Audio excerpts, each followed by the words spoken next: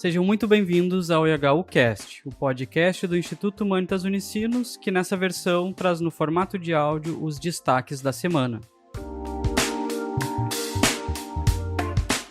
Nesta edição, a inteligência artificial aparece não apenas como promessa tecnológica, mas como ferramenta de disputa econômica, militar e política. Entre demissões em massa, consumo energético e guerras automatizadas, questiona-se: quem controla essa tecnologia e a serviço de quais interesses ela opera? Israel ataca novamente a flotilha global Sumud em águas internacionais, detém ativistas humanitários e expõe ao mundo imagens de tortura e humilhação que provocam reação internacional. Com blackouts, escassez e bloqueio econômico, Cuba vive um dos momentos mais críticos da sua história recente. Os Estados Unidos indiciaram Raul Castro, enviaram um porta-aviões ao Caribe e agora apresentam uma proposta de nova relação, que levanta a questão: mudança real ou mais pressão disfarçada? A crise climática deixou de ser um alerta distante. Ela reorganiza a política, a economia e o futuro. Mas enquanto o planeta aquece, as decisões tomadas aqui dentro do Brasil e lá fora levantam uma pergunta urgente: estamos enfrentando a crise ou aprofundando-a? O mundo ainda não aprendeu com as últimas pandemias e um novo surto já está em curso. Especialistas alertam que o risco global de emergência sanitária cresce enquanto os sistemas de prevenção ficam para trás. Até onde essa ameaça pode chegar? Em meio a guerras, colapso climático e uma IA tratada como corrida armamentista, o que ainda nos torna humanos? Com Paulo Freire, Tim Ingold e a memória dos 78 anos do Nakba palestino, o episódio encerra defendendo que resistir é também lembrar e que o futuro ainda está em construção. Decidir o que pedir no delivery, indicar um local para passear, responder a uma pergunta complexa, influenciar a forma como você trabalha e escolher quem vive e quem morre. Das questões mais simples do cotidiano até as mais profundas, que ultrapassam os limites da ética, as Big Tech se valem da inteligência artificial para moldar os novos rumos da sociedade. As grandes corporações tentam nos fazer acreditar que essa tecnologia é inescapável e forçam a sua utilização a todo custo. No entanto, é preciso interrogar os seus desdobramentos. As IAs trouxeram, até o momento, mais benefícios ou malefícios para a sociedade? Elas estão privilegiando as populações, suprindo e mostrando caminhos para as demandas socioecológicas e econômicas mais urgentes, ou estão a serviço de uma elite global financeirizada e autoritária? Em reportagem publicada pelo El País, o engenheiro de computação Francisco Carpi afirma que a IA questionou até que ponto certas habilidades, acumuladas ao longo do tempo, são realmente necessárias em uma longa lista de profissões. Até agora, neste ano, mais de 70 empresas de tecnologia eliminaram pelo menos 103 mil empregos em todo o mundo, segundo dados do site Layoffs for Your Information. A Meta, empresa controladora do Facebook, foi a última a anunciar a demissão de 8 mil funcionários, o que representa 10% de sua força de trabalho global. Como a maior parte dessas empresas, ela alegou que fez a demissão em massa pela necessidade de liberar capital para investir mais em inteligência artificial, sem sugerir diretamente uma substituição em massa de humanos por máquinas. A economista e historiadora Débora Maganha acredita que as empresas realizam esses movimentos buscando apenas a maximização dos lucros. O que a empresa está buscando sempre é maximizar o lucro, independente do que leve a isso. Então, a empresa tem ali a possibilidade de aumentar o lucro. Como ela vai fazer isso? É investindo em tecnologia, é melhorando os processos, é investindo em pesquisa e desenvolvimento para que ela fique mais competitiva, ou é cortando o outro lado, que normalmente é o mais fraco da corda do trabalhador? É cortando o trabalhador como se ele fosse uma planilha, como se ele fosse só um custo, como se ele fosse um recurso a ser explorado, e quando ele pode ser descartado, ele vai ser. O teólogo estadunidense e professor de ética teológica e social, Charles Camossi, reflete sobre como as inteligências artificiais estão afetando os valores que só podem ser alcançados pela participação em atividades humanas. A revolução da IA ameaça esvaziar essas práticas humanas fundamentais, priorizando bens externos em detrimento dos internos. E nesse processo destruirá muito do que torna a humanidade magnífica, destaca Camões. O tecnoautoritarismo é um conceito que revela o uso dessas tecnologias como um instrumento de controle e disputa geopolítica. Já tivemos inúmeros casos, por exemplo, das Forças Armadas israelenses utilizando um sistema automatizado para selecionar seus alvos humanos. Os Estados Unidos estão utilizando inteligência artificial em sua guerra contra o Irã, com sistemas que filtram com rapidez o que seriam considerados pontos de interesse para a inteligência militar. É um grande risco quando percebemos que essas tecnologias estão ao alcance de bombas nucleares. O teólogo e especialista em revolução digital Paulo Benanti afirma que as inteligências artificiais ampliaram ainda mais os problemas causados pelas guerras. O equilíbrio do terror entre as superpotências está cada vez mais frágil, e a chegada da inteligência artificial ao cenário ameaça complicar ainda mais essa situação. Explica. Também devemos considerar os impactos ambientais do uso das inteligências artificiais. Os data centers, criados para processar os dados das IAs, consomem milhões de litros de água diariamente e 1% da energia global, sobrecarregando recursos naturais essenciais e infraestruturas locais. Já podemos ver relatos de apagões em cidades onde eles operam e poluição da água. Para Benanti, a tecnologia é ambígua. Nas palavras do teólogo, os instrumentos da morte podem se tornar ferramentas para fazer pão. Assim, voltamos aos questionamentos. A IA possui apenas um caminho? É possível imaginar outros usos e regulações fora do reino das Big Techs? O Papa Leão XIV está preparando sua primeira encíclica, onde deve abordar a inteligência artificial, pensando nela a partir de abordagem ética da tecnologia e que deva priorizar a dignidade humana, as relações sociais e a paz.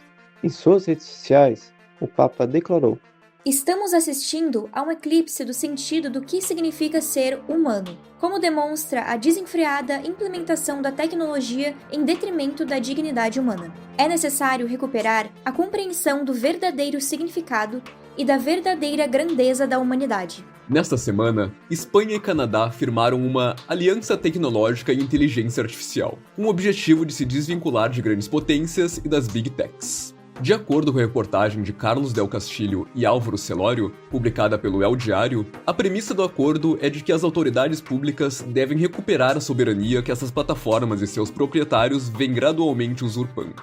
Desse modo, construir uma rede de países que compartilhem essa visão torna-se, portanto, uma questão de política externa, econômica e tecnológica. O ministro da Transformação Digital, Óscar Lopes, destacou que a Espanha está em busca de outros países para colaborar, e dentre eles está o Brasil. A ideia é fazer promoção da IA, que seja segura, ética e, acima de tudo, centrada no ser humano, com mecanismos de supervisão humana, gestão de riscos e transparência nos sistemas, explica Lopes. Lopes ainda revela que pretendem se apoiar na regulação e inovação para criar uma terceira via no uso das tecnologias. Esta combinação de inovação e regulamentação para a inteligência artificial é fundamental para a rede de novas alianças que o governo está forjando, diante da corrida entre as duas superpotências, na qual barreiras estão sendo derrubadas para criar armas totalmente autônomas ou sistemas de vigilância em massa apoiados por inteligência artificial.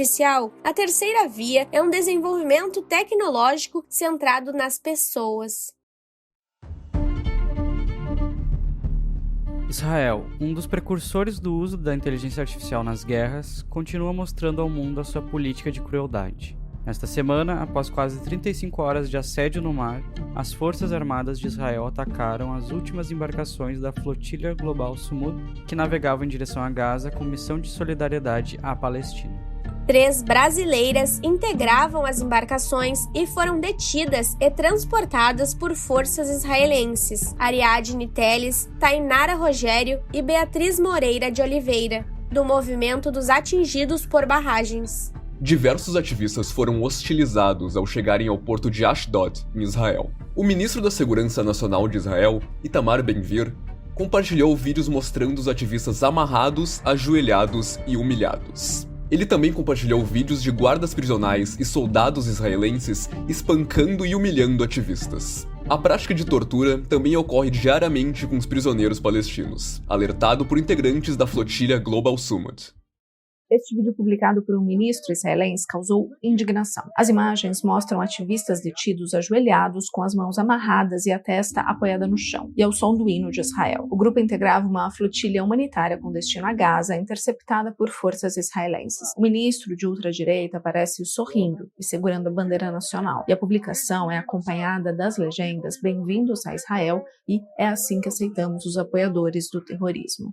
O missionário e filósofo em formação Jesus Lozano Pino destaca o terror causado pelas imagens. As imagens são devastadoras para qualquer pessoa que defenda os valores do Evangelho e os direitos humanos. Homens e mulheres desarmados forçados a ajoelhar-se ao sol com as mãos amarradas nas costas e a testa pressionada contra o asfalto. Enquanto isso, o ministro da Segurança Nacional passeia entre eles, agitando uma bandeira e zombando. Bem-vindos a Israel. Aqui quem manda somos nós. A situação foi tão vexatória que até mesmo Netanyahu, líder de Israel, criticou, mas não condenou, o tratamento dado por Ben-Gvir, afirmando que não está em consonância com os valores e normas do Estado de Israel. A partir deste ataque e de imagens tão explícitas da crueldade praticada pelo Estado de Israel, diversos países reagiram, demonstrando sua indignação com a forma como foram tratados. O professor do centro Moshe Dayan, em Tel Aviv, e analista político militar Michael Milstein analisa o pedido que a Itália fará à Europa de sancionar Ben-Gvir. Com a sensação de estarmos muito perto do limite, as pessoas aqui estão convencidas de que existem países na Europa que não gostam de nós, como a Espanha, a Irlanda, a Noruega, mas a Itália é amiga. Netanyahu afirma ter boas relações com Meloni. Se até a Itália fez declarações tão duras, acho que os israelenses precisam examinar suas consciências. O problema somos nós, não a Itália. Os 428 ativistas da Flotilha Global Summit começaram a ser libertados e deportados de Israel, a partir da chegada deles e do primeiro contato com outros membros e também familiares. Podemos ver os ferimentos e hematomas causados pelas forças israelenses. Em um comunicado, a flotilha fez esse alerta dos maus-tratos e informou que vai realizar formalmente uma denúncia pelo crime de sequestro, solicitando responsabilidades penais. Israel está adotando uma política criminosa de abuso e humilhação contra ativistas, que buscam se opor aos crimes contínuos de Israel contra o povo palestino. Esses eventos ocorrem depois que a Adala já havia documentado padrões semelhantes de maus-tratos contra ativistas em missões anteriores das flotilhas, pelas quais Israel não sofreu nenhuma consequência. As ameaças de Trump a Cuba continuam e deixam a situação da ilha cada vez mais precária e em suspenso. Após os ataques mal sucedidos ao Irã e não conseguir tomar o controle do Estreito de Hormuz, os Estados Unidos querem repetir o que fizeram com a Venezuela para obter alguma vitória. Nesta semana, as autoridades americanas indiciaram o ex-presidente Raul Castro pela morte de 4 pessoas na queda de 2 aviões em 1996. Para o professor de História de Cuba, Fábio Fernandes, esse movimento é uma forma de elevar a retórica e pressionar ainda mais o governo cubano. Funciona como uma ameaça, mas também como apoio a uma possível ação violenta, que nos dias de hoje se assemelha cada vez mais ao que aconteceu na Venezuela. Está criando as bases para uma intervenção, mas também serve para pressionar as negociações, que aparentemente ainda existem, destaca o professor. Com blackouts, falta de alimentos e condições dignas impostos pelo bloqueio estadunidense, Cuba se vê estrangulada e à mercê dos Estados Unidos. No mesmo dia em que indiciou Castro, a Força Americana anunciou a chegada do porta-aviões USS Nimitz ao Caribe. Andy Gomes, ex-diretor do Instituto de Estudos Cubanos e Cubano-Americanos da Universidade de Miami e que ajudou a moldar a proposta de política Estados Unidos-Cuba durante o governo Obama, destacou essa força autoritária.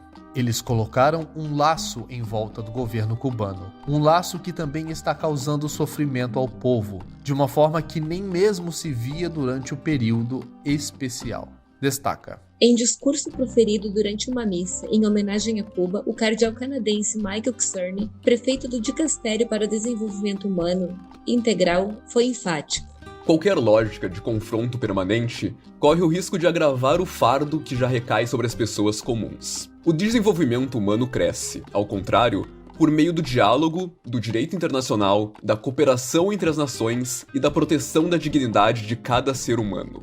Em uma longa mensagem em espanhol, o secretário de Estado, Marco Rubio, disse aos cubanos que Donald Trump tinha uma proposta, uma nova relação entre os Estados Unidos e Cuba. O governo cubano segue reticente com as propostas, mas se viu obrigado a aceitar a doação financeira dos Estados Unidos. Maria José Espinosa, especialista em política externa e diretora executiva do Centro para o Engajamento e Advocacia nas Américas, acredita que o ponto crucial da questão cubana é se essa mudança serve para o bem-estar social do povo da ilha ou para o poder de Washington.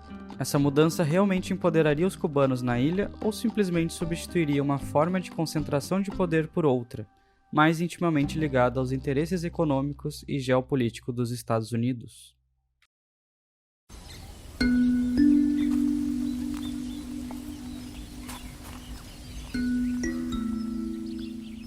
Além das crises geopolíticas, a crise climática deixou de ser um alerta distante para se tornar uma experiência cotidiana. O clima deixou de ser pano de fundo e passou a reorganizar a política, a economia e até mesmo a forma como imaginamos o futuro. E os próximos meses podem aprofundar ainda mais esse cenário.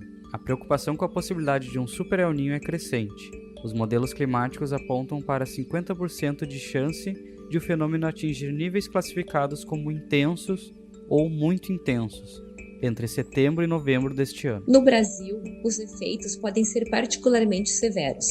No sul, a tendência é de chuvas mais intensas e frequentes. Já na Amazônia e no Nordeste, o risco é oposto. Estiagens prolongadas com impactos diretos sobre a agricultura, o abastecimento de água e o sistema elétrico nacional. Cientistas alertam que as mudanças climáticas vêm amplificando esses efeitos. O aquecimento global favorece eventos mais extremos e expande os danos para além das regiões historicamente mais vulneráveis. Mas enquanto o cenário climático se agrava, a política brasileira sinaliza retrocesso.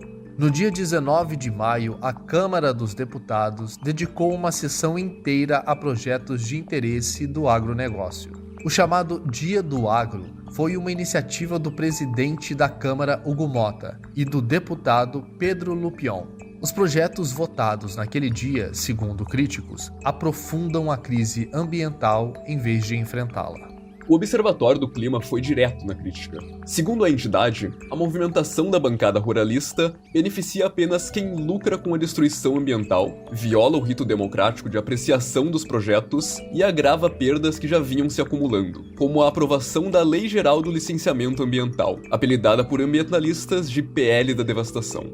O ministro do Meio Ambiente, João Paulo Capobianco, classificou a votação como uma ação coordenada do agronegócio e as decisões como um retrocesso inimaginável para a proteção ambiental. A declaração evidencia um conflito. Qual modelo de desenvolvimento o Brasil pretende seguir em plena crise climática? Em contrapartida, um grande projeto ligado ao consumo energético encontrou um obstáculo regulatório. A empresa Scala, que planejava instalar um data center bilionário em Eldorado do Sul, teve um pedido negado pela Agência Nacional de Energia Elétrica. A ANEEL recusou o pedido que tentava dispensar a exigência de garantias financeiras para que o projeto avance. A regra prevê que, para se conectar à rede de transmissão, a empresa apresente garantias financeiras. Para o empreendimento, isso significa que a Scala terá que garantir cerca de 77 milhões de reais antes de assinar os contratos de uso do sistema. O dado que justifica a exigência é expressivo. Operando em capacidade máxima, o data center consumiria mais energia elétrica do que todo o Rio Grande do Sul consome hoje. Para o doutor em ciências, Vivaldo José Bretternitz, se este ano entrará para a história com mais um episódio de desastre evitável, dependerá de como a sociedade utilizará os recursos, o conhecimento e a tecnologia disponíveis.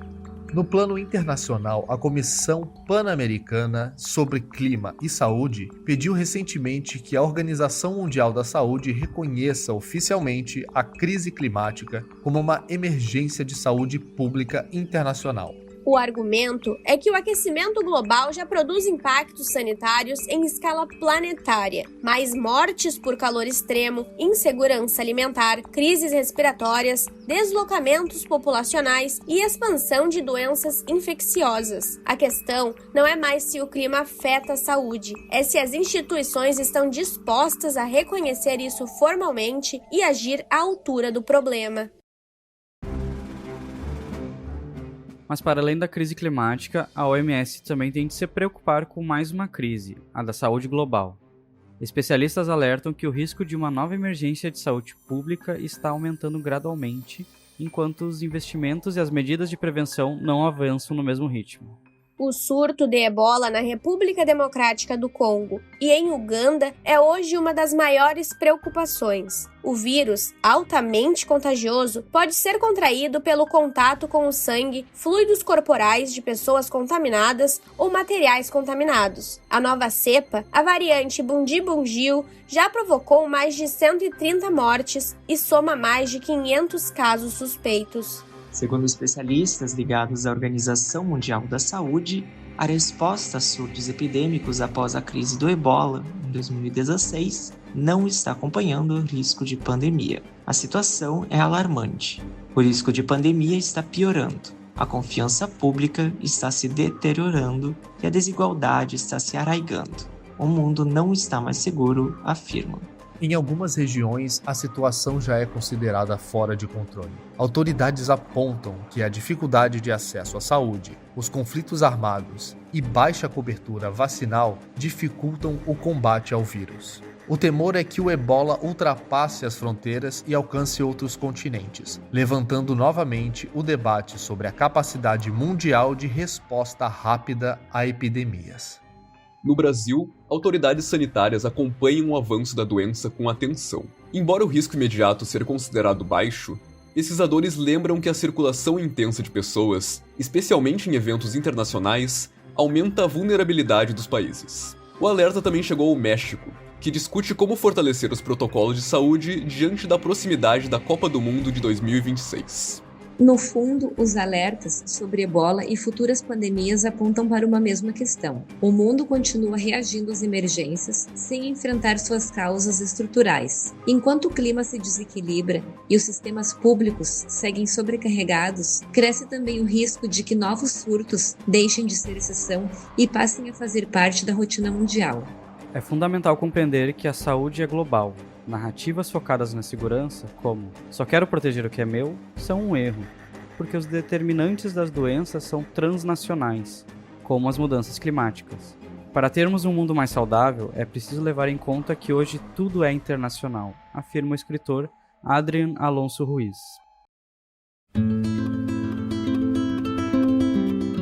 O professor Faustino Teixeira, ao refletir sobre o pensamento do antropólogo Tim Ingold, lembra que a vida não é algo estático, fechado ou totalmente controlável. Viver é estar em fluxo, em relação constante com os outros, com a natureza e com o mundo. E talvez seja justamente aí que existe uma possibilidade de resistência, reaprender a perceber a vida não como domínio, mas como vínculo.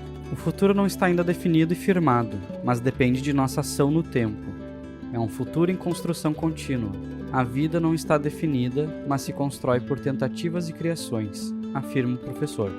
E em tempos em que a inteligência artificial é tratada como corrida armamentista, em que territórios são destruídos por guerras e em que até o clima parece colapsar diante da lógica do lucro, cresce também a necessidade de recuperar aquilo que nos torna humanos. Não apenas a capacidade de criar tecnologia, mas a capacidade de cuidar, escutar, lembrar e construir coletivamente.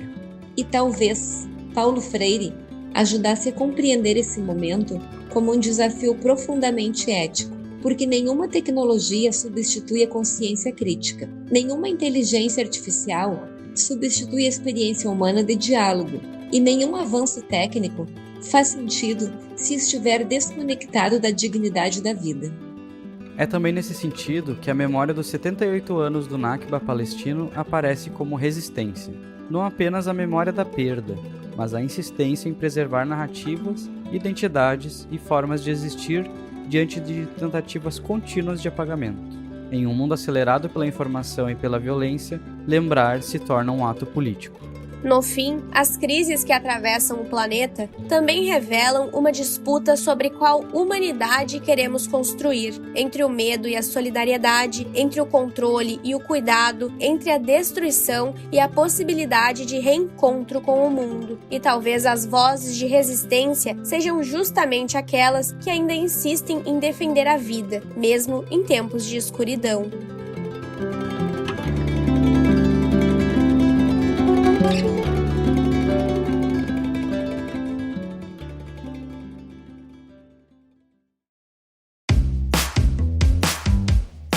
Essa foi mais uma edição dos destaques da semana no IHUcast. A direção, roteiro e edição foram comigo, Lucas Chardon. Apresentação e roteiro de Mônica Lima. Neste episódio, utilizamos áudios de ICL Notícias e Deutsche Welle Brasil. Ainda contamos com a colaboração das colegas Lauren Palma e Regiane Bastos, e dos colegas Alexandre Francisco, Christian Padilha, Matias Lengert e Matheus Dias. Até a próxima!